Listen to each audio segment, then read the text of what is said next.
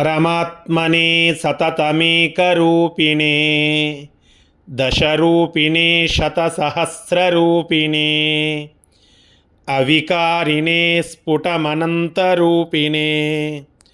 ಸುಖಚಿತ್ಸಮಸ್ತತನವೇ ನಮೋ ನಮಃ. ತಪೋವಿದ್ಯಾವಿರಕ್ತ್ಯಾದಿ ಸದ್ಗುಣೌಘಾಕರಾನಹಂ ವಾದಿರಾಜಗುರುನ್ ವಂದೇ ಹಯಗ್ರೀವದಯಾಶ್ರಯಾನ್. ಶ್ರೀ ಗುರುಭ್ಯೋ ನಮಃ. ಹರಿ ಓಂ.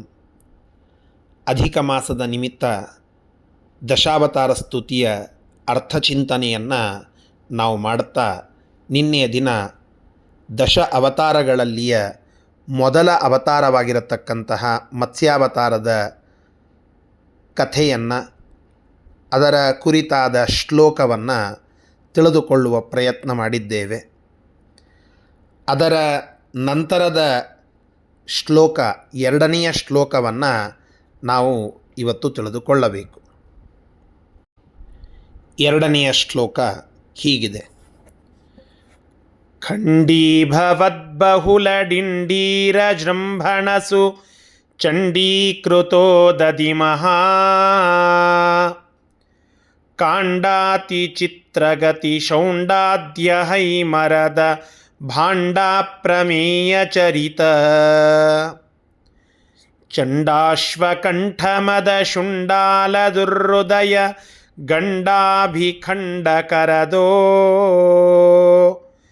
ಚಂಡಾಮರೇಶಹಯ ತುಂಡಾಕೃತೆ ದೃಶಮಖಂಡಾಮಲಂ ಪ್ರದಿಶಮೇ. ವಾದಿರಾಜ ಗುರುಸಾರ್ವಭೌಮರ ಉಪಾಸ್ಯ ಮೂರ್ತಿ ಹಯಗ್ರೀವ. ಹಯಗ್ರೀವರೂಪಿ ಪರಮಾತ್ಮ ಜ್ಞಾನಪ್ರದಾಯಕನಾದಂತಹ ಭಗವಂತ ಅಂತ ನಾವು ಶಾಸ್ತ್ರದಲ್ಲಿ ಕೇಳುತ್ತೇವೆ. ಹಯಗ್ರೀವರೂಪಿ ಪರಮಾತ್ಮನ ಉಪಾಸನೆ ಜ್ಞಾನ ಪ್ರಚೋದಕವಾದದ್ದು ಅಂತನ್ನುವ ವಿಷಯವನ್ನು ನಾವು ಗ್ರಂಥಗಳಲ್ಲಿ ಕೇಳಿ ತಿಳಿತೇವೆ. ಆ ಹಯಗ್ರೀವರೂಪಿ ಪರಮಾತ್ಮನನ್ನು ವಿಶೇಷವಾಗಿ ಉಪಾಸನ ಮಾಡಿ ಆ ಪರಮಾತ್ಮನ ಒಲುಮೆಯನ್ನು ಪಡೆದುಕೊಂಡಿರುವ ಗುರುಗಳು ವಾದಿರಾಜತೀರ್ಥ ಗುರು ಸಾರ್ವಭೌಮರು. ಹಯಗ್ರೀವ ಅಂತನ್ನುವ ಒಂದು ಖಾದ್ಯವನ್ನೇ ಪ್ರಸಿದ್ಧ ಮಾಡಿ ಭೋಜನ ಕಾಲದಲ್ಲಿ ಎಲ್ಲರೂ ಆ ಹಯಗ್ರೀವರೂಪಿ ಪರಮಾತ್ಮನ ಸ್ಮರಣೆಯನ್ನು ಮಾಡುವುದಕ್ಕೆ ಒಂದು ವಿಶಿಷ್ಟವಾದ ಹೆಸರನ್ನು ಇಟ್ಟಂತಹದ್ದು ವಾದಿರಾಜತೀರ್ಥ ಶ್ರೀಪಾದಂಗಳವರ ಅನೇಕ ಮಹಿಮೆಗಳಲ್ಲಿ ಒಂದು. ಆ ಹಯಗ್ರೀವರೂಪಿ ಪರಮಾತ್ಮನ ಸ್ಮರಣೆಯನ್ನು ಮಾಡಿ ನೈವೇದ್ಯದ ಕಾಲಕ್ಕೆ ಕಣ್ಣು ಮುಚ್ಚಿ ಹಯಗ್ರೀವರೂಪಿ ಪರಮಾತ್ಮನ ಸ್ಮರಣೆಯನ್ನು ಮಾಡಿದಾಗ ಒಂದು ಕುದುರೆ ಬಂದು ಅವರು ಹಿಡಿಯುವ ಆ ಪಾತ್ರೆಯಲ್ಲಿ ಇರುವ ಭಕ್ಷ್ಯವನ್ನು ಸ್ವೀಕಾರ ಮಾಡಿ ಹೋಗ್ತಿತ್ತು ಅಂತ ನಾವು ಕೇಳುತ್ತೇವೆ. ಇಷ್ಟು ಆ ಹಯಗ್ರೀವರೂಪಿ ಪರಮಾತ್ಮನ ಉಪಾಸನೆಯನ್ನು ಮಾಡಿದವರು. ಆ ವಾದಿರಾಜತೀರ್ಥ ಶ್ರೀಪಾದಂಗಳವರು ತಮ್ಮ ಪ್ರತಿ ಗ್ರಂಥಗಳಲ್ಲಿಯೂ ಹಯಗ್ರೀವರೂಪಿ ಪರಮಾತ್ಮನ ಸ್ತೋತ್ರ ಮಾಡದೆ ಮುಂದೆ ಹೋದದ್ದಿಲ್ಲ.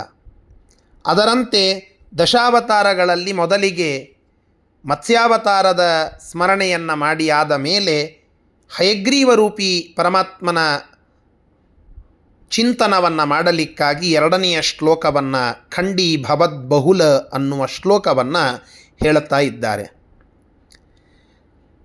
ಈ ಶ್ಲೋಕದ ಸಾಮಾನ್ಯ ಅರ್ಥ ಇಷ್ಟು: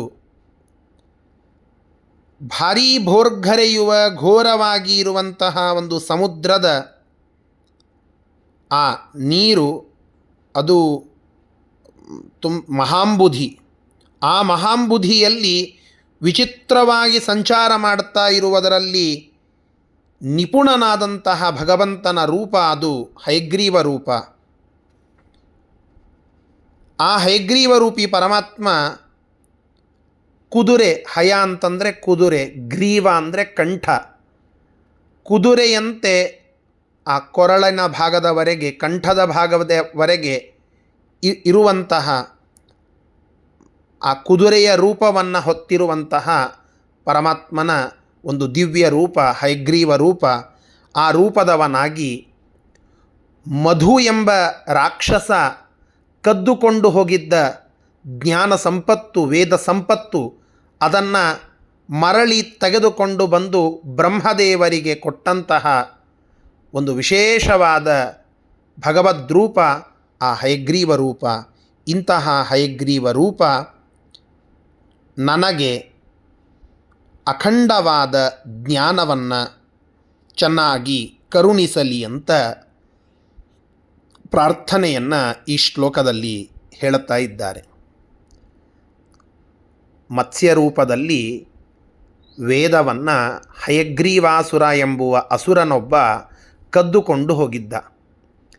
ಮತ್ಸ್ಯಾವತಾರದಲ್ಲಿ ಆ ಹಯಗ್ರೀವಾಸುರನನ್ನು ಸಂಹಾರ ಮಾಡಿ ವೇದಗಳನ್ನು ರಕ್ಷಣೆ ಮಾಡಿದಂತಹ ಭಗವಂತ ಮತ್ತೊಮ್ಮೆ ಮಧು ಎಂಬುವ ರಾಕ್ಷಸ ವೇದಗಳ ಅಪಹರಣವನ್ನು ಮಾಡಿದಾಗ ಆ ವೇದಗಳನ್ನು ಅಪಹರಿಸಿ ಸಮುದ್ರದಲ್ಲಿ ಇರುವಂತಹ ಆ ಮಧು ಎಂಬ ರಾಕ್ಷಸನನ್ನು ಅಶ್ವಗ್ರೀವ ರೂಪದಿಂದ, ಅಂದರೆ ಕಂಠದವರೆಗೆ ಆ ಕುದುರೆಯ ರೂಪವನ್ನು ತೆಗೆದುಕೊಂಡು ಹಯವದನನಾಗಿ ಭಗವಂತ ಅವತಾರವನ್ನು ಮಾಡಿ ಅವನನ್ನು ಸಂಹರಿಸಿ ಆ ವೇದಗಳನ್ನು ರಕ್ಷಣೆ ಮಾಡಿ ಬ್ರಹ್ಮದೇವರಿಗೆ ಕೊಡುತ್ತಾನೆ. ವೇದಗಳನ್ನು ರಕ್ಷಣೆ ಮಾಡಲಿಕ್ಕಾಗಿ ಬಂದಂತಹ ರೂಪವನ್ನು ನಾವು ಜ್ಞಾನಪ್ರದಾಯಕ ರೂಪ ಅಂತ ಉಪಾಸನ ಮಾಡುವುದುಂಟು. ಇಂತಹ ಹಯಗ್ರೀವ ರೂಪಿ ಪರಮಾತ್ಮ ನಮಗೆ ಶ್ರೇಷ್ಠವಾದ ಜ್ಞಾನವನ್ನು ಕರುಣಿಸಲಿ ಅಂತ ಪ್ರಾರ್ಥನವನ್ನು ಮಾಡಿಕೊಳ್ತಾ ಇದ್ದಾರೆ ವಾದಿರಾಜತೀರ್ಥ ಗುರು ಸಾರ್ವಭೌಮರು. ಖಂಡೀಭವತ್ ಬಹುಲ ಡಿಂಢೀರ ಜೃಂಭಣಸು ಚಂಡೀ ಕೃತೋ ದಧಿಮಹಾಕಾಂಡಾತಿ ಚಿತ್ರಗತಿ ಶೌಂಡ. ಇಷ್ಟು ಪೂರ್ಣವಾಗಿ ಒಂದೇ ಶಬ್ದ. ಇದು ವಾದಿರಾಜತೀರ್ಥರ ಒಂದು ಅಪೂರ್ವವಾದ ರಚನೆ.